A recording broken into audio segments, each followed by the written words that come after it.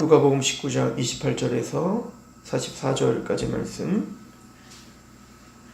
함께 봉독합니다. 시작. 예수께서 이 말씀을 하시고 예루살렘을 향하여 앞서서 가시더라.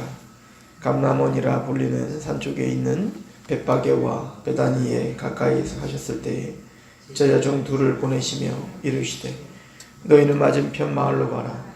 그리로 들어가면 아직 아무도 타보지 않은 나귀 새끼가 매어 있는 것을 보리니 풀어 끌고 오라. 만일 누가 너희에게 어찌하여 푸느냐 묻거든 말하기를 주가 쓰시겠다 하라 하시매 보내심을 받은 자들이 가서 그 말씀하신 대로 만난지라. 나귀 새끼를 풀 때에 그 임자들이 이르되 어찌하여 나귀 새끼를 푸느냐 대답하되 주께서 쓰시겠다 하고 그것을 예수께로 끌고 와서 자기들의 겉옷을 나귀 새끼 위에 걸쳐놓고 예수를 태우니 가실 때 그들이 자기의 겉옷을 길게 펴더라. 이미 감람산 내리막에 가까이 오심에 제자의 무리가 자기들이 본 바 모든 능한 일로 인하여 기뻐하며 큰 소리로 하나님을 찬양하여 이르되 찬송하리로다. 주의 이름으로 오시는 왕이여 하늘에는 평화요 가장 높은 곳에는 영광이로다 하니 무리 중 어떤 바리새인들이 말하되 선생이여 당신의 제자들을 책망하소서 하거늘 대답하여 이르시되 내가 너희에게 말하노니 만일 이 사람들이 침묵하면 돌들이 소리 지르리라 하시니라. 가까이 오사 성을 보시고 오시며 이르시되 너도 우리 오늘 평화에 관한 일을 알았더라면 좋을 뻔하였거니와 지금 내 눈에 숨겨졌도다. 날이 이를지라 내 원수들이 토둔을 쌓고 너를 둘러 사면을 가두고 또 너와 및 그 가운데 있는 내 자식들을 땅에 메어 치며 돌 하나도 돌 위에 남기지 아니하리니 이는 내가 보살핌을 받는 나를 알지 못함을 인함이니라 하시니라. 아멘.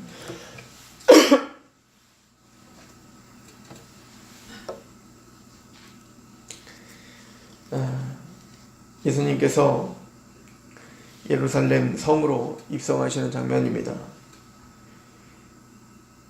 예수님이 예루살렘 성에 입성하실 때 나귀를 타고 입성하시며 그 수많은 백성들은 자신의 옷을 깔고 예수님을 향해서 주의 이름으로 오시는 왕이여 하늘에는 평화요 가장 높은 곳에는 영광이로다 라고 찬양을 부릅니다. 우리가 이미 그 문화비유를 통해서 상고했듯이 둘로 딱 나눠진다고 했죠. 그 주인의 은총과 사랑과 풍류를 경험한, 그래서 그 주인을 향한 사랑하는 마음으로 충성을 다하고 있는, 그래서 열매를 맺고 있는 종들, 또 그 반대편에는 21절에 말하는 것처럼 또 한 사람이 와서 이르되 이는 당신이 엄한 사람인 것을 내가 무서워함이라. 당신은 두지 않은 것을 취하고 심지 않은 것을 거두나이다. 즉 그 주인을 인색하고 또 엄하고 두려운 그런 주인으로 치부하며 오해하고 있는, 인자를 모르고 국류를 모르고 그 은총을 경험하지 않은 그 사람은 마음으로 그를 주인을 사랑하지 않았고 그래서 충성하지도 않았고 있던 종에 대한 이야기를 했습니다. 사실은 그래서 이 문화비유의 그 핵심적인 내용은 26절에 나와 있는데요. 주인이 이르되 내가 너희에게 말하노니 무릇 있는 자는 받겠고 없는 자는 그 있는 것도 빼앗기리라. 사실은 이 내용이 이 문화비유의 핵심인데, 이 내용은 마태복음 13장에 예수님께서 그대로 하신 말씀이 있죠. 그것과 좀 연결져서 우리가 좀 보실 필요가 있습니다. 마태복음 13장을 한번 보시죠. 마태복음 13장 12절입니다.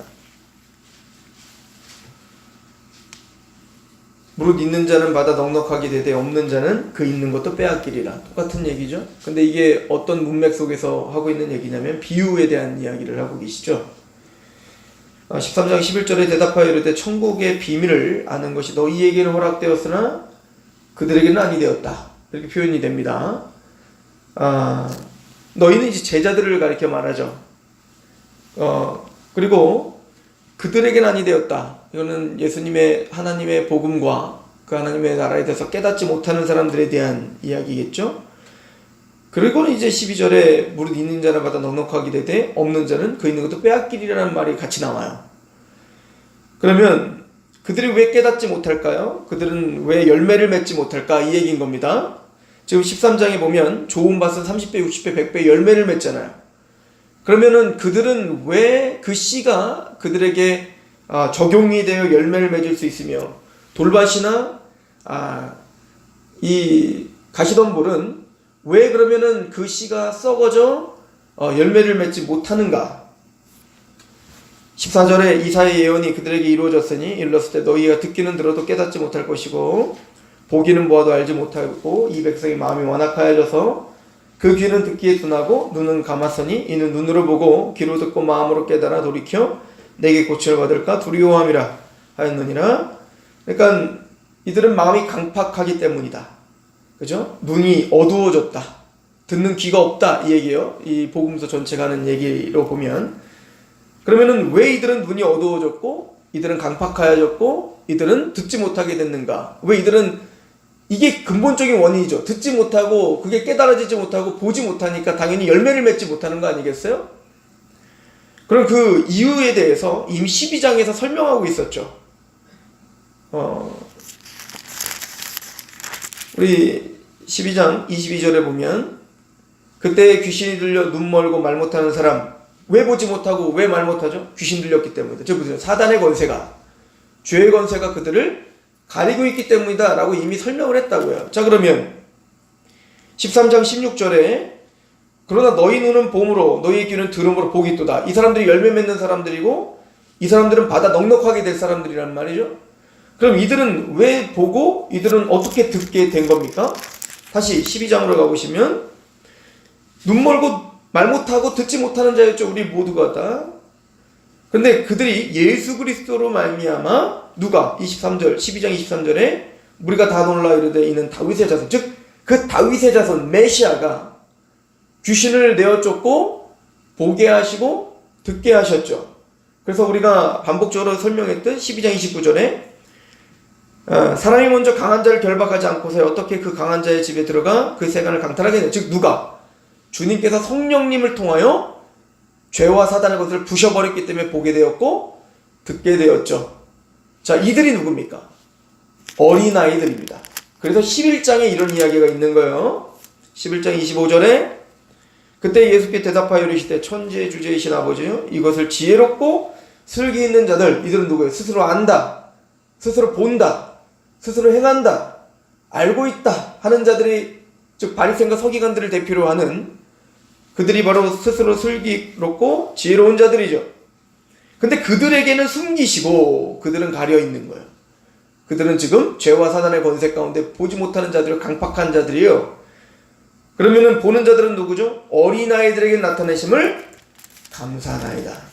이 어린아이는 어떤 사람을 말한다고 했죠? 자기를 낮추고 오직 주님만을 의지하는 자들, 심령이 가난한 자들, 애통하는 자들, 이들이 바로 가난한 자들, 즉 어린아이, 우리가 비유로 본다면 삭개오 같은 자들이며 또 그 한 문화를 가지고 5문화, 10문화를 만드는 자들이며 그죠?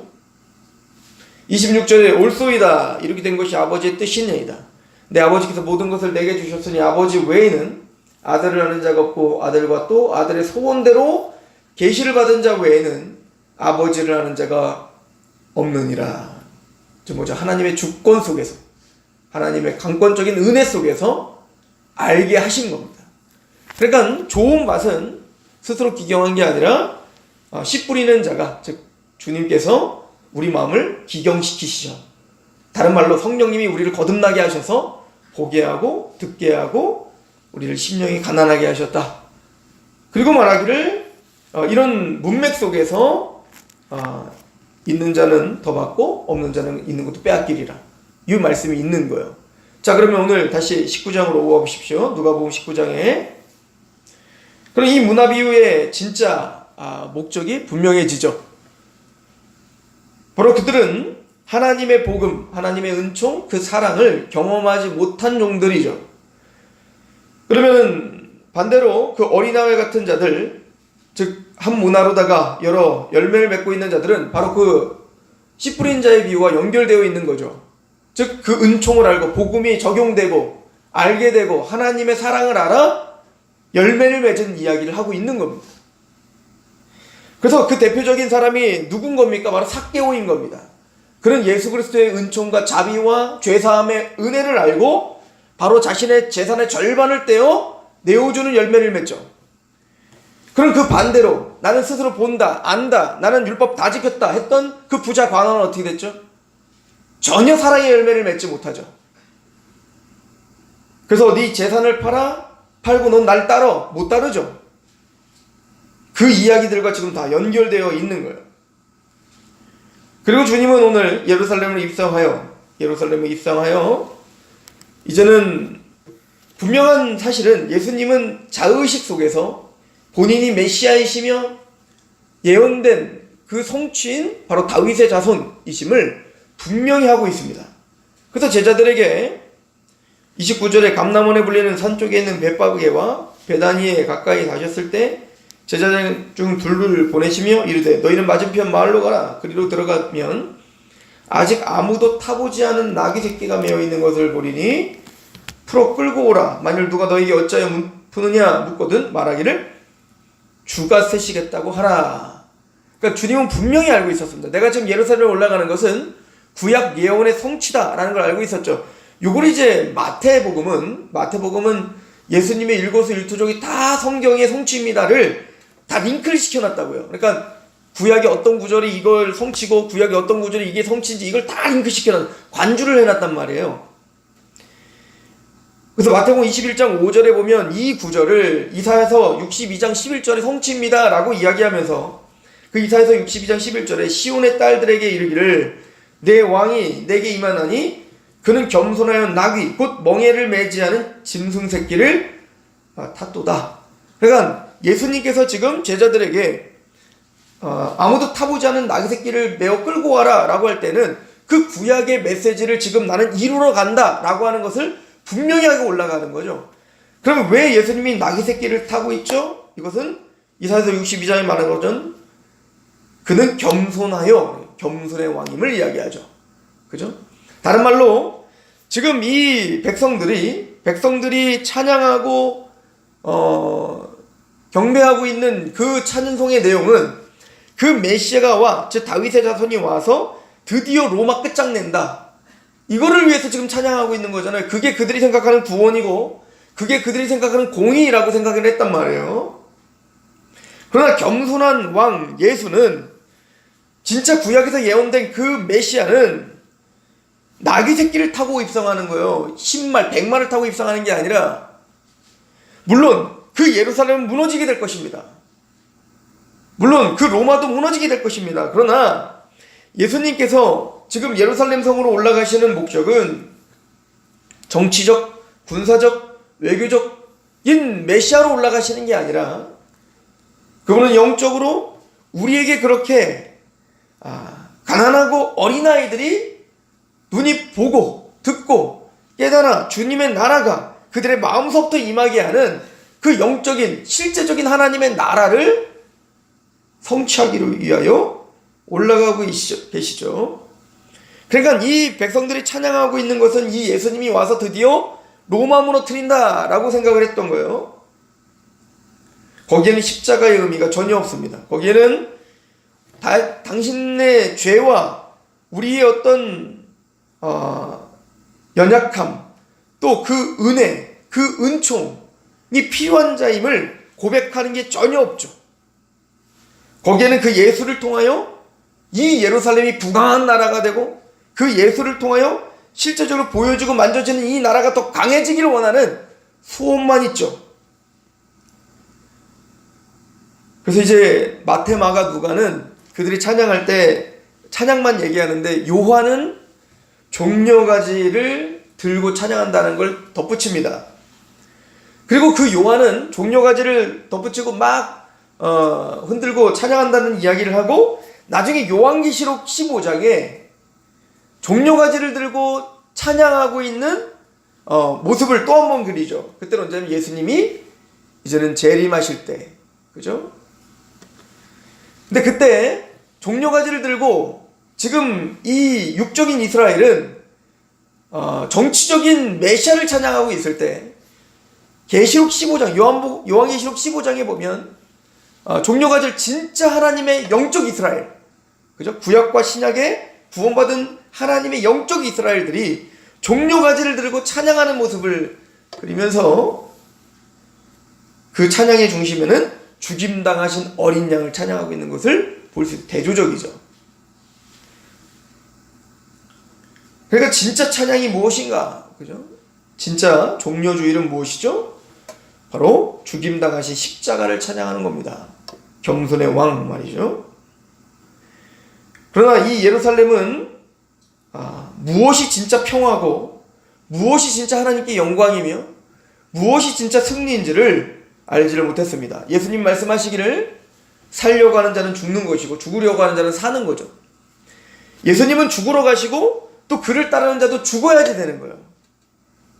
그런데 이들의 찬양은 살고 싶은 거고 이 땅에서 살고 싶은 거고 그래서 예수님도 죽으면 안 되고 이 땅에서 정복자가 돼야 된다고 생각했던 겁니다. 그래서 주님은 41절에 이렇게 말합니다. 가까이 오사 성을 보시고 우십니다. 그렇게 영적으로 무지한, 그죠? 마음이 강팍하여 보지 못하는, 열매를 맺지 못하는. 그래서 사실은 이 예루살렘 성전 올라갔다 내려갔다 하는 이 이야기가 마태와 마가는 어떤 이야기를 덧붙이죠? 이때 무화과나무, 열매 없는 무화과나무를 저주하는 사건과 이 같이 맥을 같이 하잖아요. 즉 이 예루살렘 자체가 열매 없는 나무가 된 겁니다. 무릇 있는 자는 받겠고 없는 자는 빼앗기리라가 단순히 바리새인의 문제가 아니라 지금 이 전체의 문제라는 겁니다. 이 예루살렘은 무너져야 되는 겁니다. 그리고 영적 예루살렘이 다시 세워져야 되는 거예요. 그리고 이제 내일 보겠지만 45절부터는 이 성전이 무너져야 되는 겁니다. 그리고 진짜 영적 성전이 다시 세워져야 되는 겁니다.